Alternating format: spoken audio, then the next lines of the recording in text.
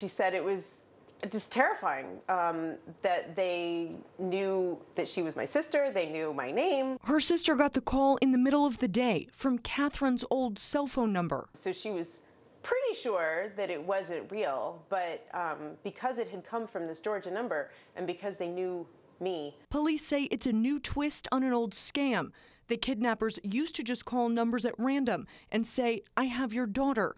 Now they use technology to spoof real numbers and stolen data to make people think it's real. Knowing connections between people, that's a valuable bit of information that can be stolen. So how do criminals get that information?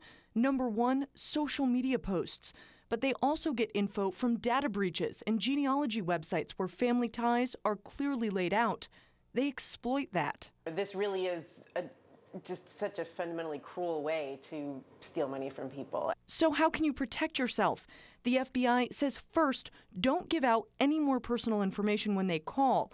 Ask for proof that the kidnapping is real. Stay on the phone with them while you confirm your loved one is really okay. Repeat their request to keep them on the phone. And Catherine says, use common sense. Which is more likely, that your daughter or loved one was kidnapped or that someone's trying to steal money out of you? Statistically speaking, it's a lot more likely that someone's trying to steal from you. Even armed with all of this information, police still couldn't do anything when she called to report the crime. Tonight at 6, why those criminals are getting away with it. Thank you.